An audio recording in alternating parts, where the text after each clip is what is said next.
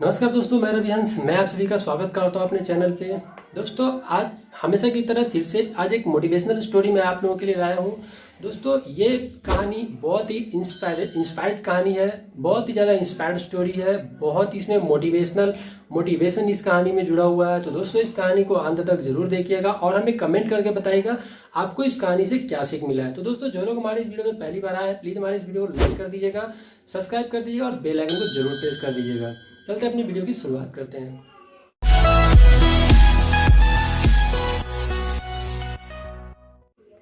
दोस्तों, एक बार की बात है कि एक गांव में, एक शहर में एक व्यक्ति रहता था। वो व्यक्ति बहुत ज़्यादा पैसे वाला तो नहीं था, लेकिन वो अपने शहर में किसी तरह से रोजी रोटी करके अपने दो बेटे को पढ़ाया लिखाया करता था। उसके दोनों बेटे पढ़ने लिखने में बहुत ज़्यादा इंटेलिजेंट थे, बहुत ज़्यादा तेज थे पढ़ने में।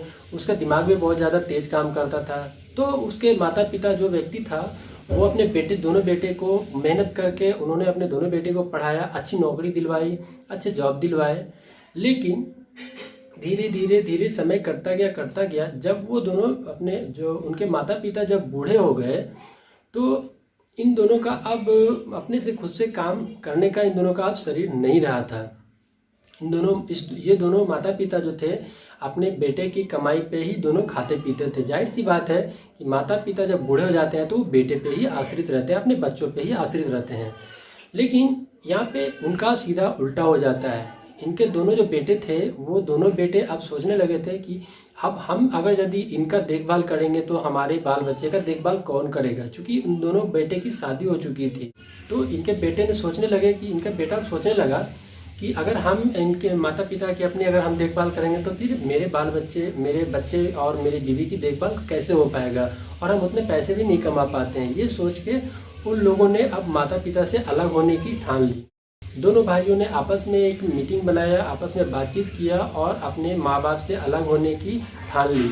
और ठान ही नहीं लिया, वो दोनों अपने माता पिता से अलग भी हो गए और अपने अपने बच्चे बीवी के साथ वो अलग रहने लगे।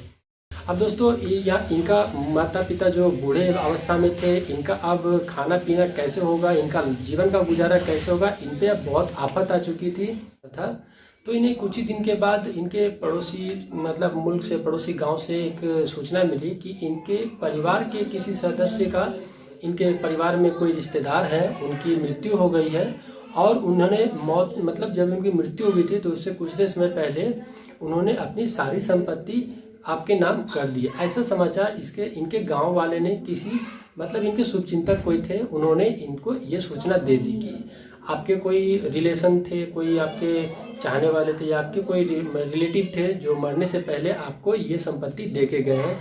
इन्होंने लिखा है कि 300 बीघा जमीन और ये फलाना ठिकाना जो भी संपत्ति है वो आपके नाम पे इन्होंने कर दिया है। तो दोस्तों, इनके जो माता पिता थे, ये दोनों माता पिता इनके अब उस जगह पे चले जाते हैं जो संपत्ति इनका जो परिवार वाला था इनको जो दिया था। अब इन दोनों को अपने जीवन काटने के लिए कोई तरह की दिक्कत नहीं हो रही थी। इनके पास अब बहुत संपत्ति हो गया था, कोई चीज़ का कमी नहीं था।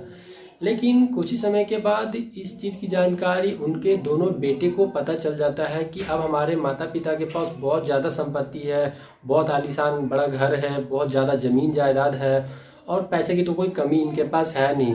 तो उन लोगों ने अब सोचने लगा कि भाई अब क्यों ना हम अपने माता पिता के पास चले जाएं। अगर हम उनके पास नहीं जाएंगे तो वो सारी संपत्ति अब किसी और को दे देंगे।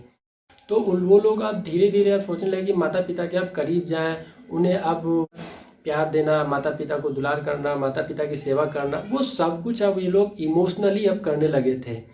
वो दोनों भाई आते हैं अपने माता पिता के पास और दोनों भाई अपने माता पिता की खूब सेवा करने लगते हैं कि अब किसी तरह से वो लोग इनको एक्सेप्ट कर ले। ये सोच के माता पिता की खूब सेवा करने लगते हैं। जस्ट उसकी जो बीवी थी, यानी कि माता पिता उनकी जो बहुएं थी, वो हमेशा अपने सास ससुर से लड़ाई करती थी, उनसे ढंग से कभी बात नहीं करती थी। वो लोग भी अब इनसे अच्छी तरह से बातचीत करने लगी, उनकी सेवा करने लगी, उनके हाथ पैर दबाने लगे थे, उन्हें कोई भी काम नहीं करने देती थी। दोस्तों, जब इन सभी चीज़ों को उसके माता पिता ने देखा तो देख के वो लोग आश्चर्य हो गए कि जब हम मुसीबत में थे तो हमें छोड़ के ये लोग चले गए, और जब हमारे पास अभी धन आया है तो ये लोग भी वापस चले आए धन लेने के लिए। तो कुछ ही दिन चलता रहा, ऐसे ही चलता रहा। उस समय तक वो लोग, उनके जो बेटे थे, उनकी जो बहुएं थीं, वो लोग इनकी सेवा करके इस लालसा में पड़े हुए थे कि वो धन हमें कर देंगे। तो ये सब चीज़ चलता जा रहा था। तो उसके जो बूढ़े माता पिता थे, अब उनका हमेशा मतलब समय उनका अब समाप्त होने के कगार पे था। तो उन दोनों माता पिता ने मिलके एक निश्चय लिया कि वो जितनी भी संपत्ति उनके पास, जो उनके परिवार वाले ने, जो उनके संबंधियों ने जो उनको दिया था मरने टाइम, तो इन्होंने सोचा कि हम इस संपत्ति को अपनी बेटी के नाम कर देते हैं। ये दोनों बेटे के नाम पे नहीं करना चाहते थे।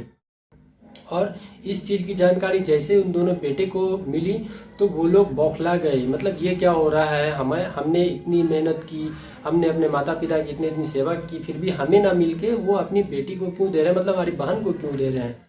तो ये सब चीज़ सोचते रह जाते हैं, लेकिन इसका कोई भी फायदा नहीं होता है। उनके माता पिता अपनी जितनी भी संपत्ति थी वो अपनी बेटी को दे देते हैं। तो दोस्तों, इस कहानी से हमें सीख मिलता है कि कभी भी इंसान को धन का लालच नहीं करना चाहिए। दोस्तों, अपने ऊपर अपना खुद का कर्म कीजिए। आपको जो भी कर्म है, आप अपना अच्छा ही हमेशा अच्छा अपना बेस्ट देते रहिए। अपने कर्म की चिंता कीजिए, आप धन की चिंता मत कीजिए दोस्तों, क्योंकि जो लोग धन की चिंता करते हैं वो अपने साथ कुछ भी लेके नहीं जाते हैं। बिल्कुल उन्हीं दोनों बेटे की तरह पे वो लोग भी धन की चिंता कर रहे थे, धन के लालच में आए थे। हमारी इस कहानी से उम्मीद करता हूँ दोस्तों आपको भी ये समझ में आ जाएगी, आप भी कभी धन के लालच में नहीं आएंगे। दोस्तों, आपको कैसा लगा? आई होप कहानी अच्छा लगा होगा। दोस्तों, अगर अच्छा लगे तो वीडियो को लाइक कर दीजिएगा, सब्सक्राइब कर दीजिएगा। मिलते हैं दोस्तों अगली वीडियो में एक नई कहानी के साथ, एक ऐसे मज़ेदार मोटिवेशनल स्टोरी के साथ। जब तक के लिए बाय बाय एंड